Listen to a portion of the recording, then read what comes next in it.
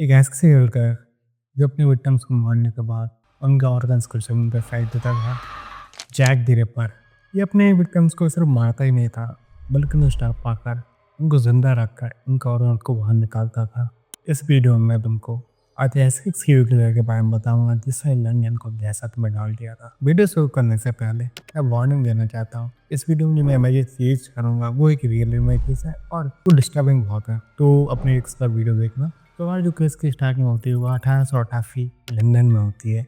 यहाँ पे एक serial killer Jack the Ripper का बहुत ज़्यादा नाम हो रहा था, क्योंकि 1888 से बाद के 3 महीने में कम से कम 7 से 8 लड़कियों का मर्डर हो चुका था। और मर्डर इस तरीके से नहीं, बल्कि बहुत ही ब्रूटल तरीके से उनकी बॉडी को काट कर उनका ऑर्गन को बाहर निकाल के फेंक दिया था। जैक द रिपर ने लंदन में आतंक मचा कर रखा था। 1888 में जैक द रिपर नाम का एक सीरियल किलर आता है जो कि आम लोगों को नहीं बल्कि प्रोस्टिट्यूट्स को अपना शिकार बनाता था। जिनको प्रोस्टिट्यूट के बारे में नहीं पता, मैं बता दूँ चाहता हूँ। प्रोस्टिट्यूट होते हैं पैसे के बदले अपने बॉडी को बेचते हैं, जिनसे वो पैसे कमाते हैं। तो प्रोस्टिट्यूट का मतलब पता चल गया, तो ये प्रोस्टिट्यूट को अपना शिकार बनाता था। तो 1888 के बाद 3 महीने में इसने लगभग 7 से 8 कत्ल किए। और ऐसे नहीं, ये बॉडी को फाड़ कर उनके ऑर्गन्स को निकाल कर रोड पर फेंक दिया जाता था। यहाँ पर 2 न्यूज़पेपर थे जिन्होंने इस आर्टिकल को कवर किया, द स्टार और दी इलस्ट्रेटेड पुलिस। सो अगर मैं तो अनऑफिशियल तरीके से बताऊं तो जैक द रिपर का पहला शिकार हुआ थी मार्था टैप्टन, जिसकी बॉडी को उसने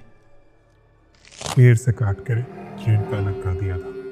इस कथन के बाद लंदन में जैक द रिपर का नाम हो गया। यहाँ पर 5 ऑफिशियल विक्टिम्स हैं, Mary Nichols, Annie Chapman, Elizabeth, Catherine and Mary Jane. ये ऑफिशियल 5 विक्टिम्स हैं जिनका इसने कत्ल किया था। सो चलो स्टार्ट करते हैं पहले विक्टिम से, मैरी निकोलस। 31 अगस्त 1888 की रात वो अपने काम से घर की ओर जा रही थी। यहाँ पर लंदन में प्लेस पड़ती है बक्स रोड। यहाँ पर जैक द रिपर को मिलता है और उस पर जानलेवा हमला कर देता है। इसको मारने के बाद जैक द रिपर इसके पेट को फाड़ता है और ऑर्गन्स को यहाँ वहाँ फेंक कर करा जाता है। ये था ऑफिशियल पहला केस। फिर आता है 8 सितंबर 1888। इस टाइम पर एनी जेम्स नाम की लड़कियों को विक्टिम बनाता है। और जब मैरी जेम्स अपने काम से अपने घर की ओर जा रही होती है तो 29 हैंडब्रेक स्ट्रीट पर जैक द रिपर इसको अपना शिकार बनाता है, इसको मारता है और वैसे ही तरीके से इसकी बॉडी को काट कर ऑर्गन्स को यहाँ वहाँ फेंक कर चला जाता है। उस टाइम पर एक पुलिसमैन थे जॉन ने, जिसकी बॉडी को फाउंड करते हैं और इस न्यूज़ को न्यूज़ रिपोर्टर में बताते हैं। जब एक केस बाहर आता है तो जो पुलिसमैन मार के थे उनका शक इस बात पर जाता है कि जो मर्डर कर रहा है वो एक या तो कसाई है या फिर डांट है, बिकॉज जिस तरीके से मार रहा था उस टाइप से कोई मार ही नहीं सकता। या तो कोई कसाई मार सकता है, और डांटर की बात अगर करें तो चाकू चलाने में इतना ज़्यादा माहिर था कि लोगों को लगा कि वो डांटर भी हो सकता है, बट जैक द रिपर दोनों उसको नहीं था। इसके थोड़े टाइम बाद ही आता है 30 सितंबर 1888। यहाँ पर एलिजाबेथ नाम की एक लड़की अपने काम से अपने घर की ओर जा रही थी। यहाँ पर बात रखना, जितने भी लड़कियों में बातें हो रही है वो प्रोस्टिट्यूट्स हैं। सो एलिजाबेथ जब अपने काम से अपने घर की ओर जाती है तो रास्ते में फिर से उसको जैक द रिपर मिलता है, जो उसके गले पर वार कर उसको मार देता। बट इस time Jack the Ripper Elizabeth की बॉडी की ज़्यादा छेड़छाड़ी नहीं कर पाता, क्योंकि उस टाइम वहाँ पर कुछ लोग आ जाते हैं जिसको देखकर जैक द रिपर वहाँ से भाग जाता है। सो ये एक पहली तस्वीर है जो मैं बता देता हूँ, जो स्टेट्स की होगी। यहाँ पर जैक द रिपर को पहली बार देखा गया था, बट वो वहाँ से भाग गया था। सो इसी दिन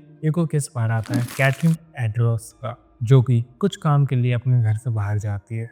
ये अपने घर से बाहर जाती है तो मैट्रिक स्क्वायर नाम की प्लेस पर सिटी ऑफ लंदन में वहाँ पर जैक द रिपर को अपना शिकार बनाता है और उसको बहुत ही बुरी तरह से मारता है। यहाँ पर 2 लड़कियों की बहुत ही बुरी तरह से मौत हुई थी। ये हमारी दूसरी लड़की है जिसकी बहुत ही बुरी तरह से उसने बॉडी को काटा था। जैक द रिपर इसको मारता है और उसकी बॉडी को सिर से लेकर पैरों तक काटता है और इसकी स्किन को निकाल कर इसके ऑर्गन को बाहर निकाल कर सिलकर बॉडी को फेंक देता है। अब आता है हमारा 5 नंबर का विक्टिम, मैरी जेन केनी। इस केस में सबसे ज़्यादा दर्दनाक मौत हुई है वो मैरी जेन की ही है, बिकॉज 9 नवंबर 1888 में मैरी जेन ना तो अपने काम से कहीं बाहर जाती है, बिकॉज उसको पता था कि एक किलर जैक द रिपर यहाँ पर घूम रहा है, जो लड़कियों को बहुत ही बुरी तरीके से मार रहा है। तो मैरी जेन डिसाइड करती है वो अपने रूम पर ही रुकेगी, बट जैक द रिपर अगले शिकार उसको बनाता है और उसके रूम में जाकर उसकी बॉडी को बहुत ही बुरी तरह से काटता है। ये समझ लो कि किसी बॉडी को काट कर उसमें कुल्हाड़ी मार मार कर उसके अलग अलग टुकड़े करती हैं। समथिंग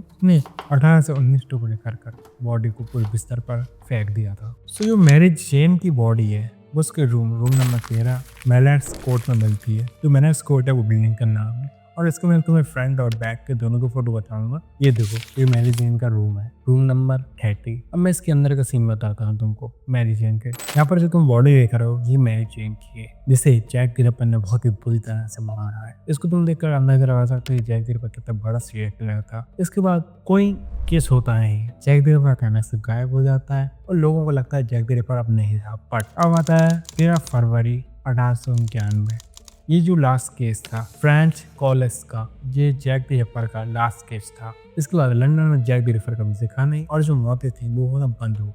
बट को ये बताना चाहता हूँ, जब जैक द रिपर लड़कियों को मारता था तो उनको कोई तरह से नहीं मारता था, उनको जिंदा रखकर उनकी बॉडी को काट के उनका दर्द सुनता था, जिससे उसको बहुत ज़्यादा राहत मिलती थी। जैक द रिपर ने लोगों को मारने के बाद कुछ लेटर्स भी छोड़े हैं, जिनकी मैं इस समय में एक साल बता देता हूँ। ये कुछ लेटर्स थे जो जैक द रिपर ने यहाँ पर छोड़े थे। तो ये थे हमारा केस जैक द रिपर का। अगर वीडियो पसंद आई हो तो प्लीज़ वीडियो को शेयर करना और लाइक करके चैनल को सब्सक्राइब कर लेना, बिकॉज इस तरह की वीडियो बनाने में मुझे बहुत ज़्यादा टाइम लगता है और बाकी जो जितना भी काम है मैं अकेले ही करता हूँ। तो प्लीज़ दया करके मेरे चैनल को सब्सक्राइब कर सपोर्ट करो।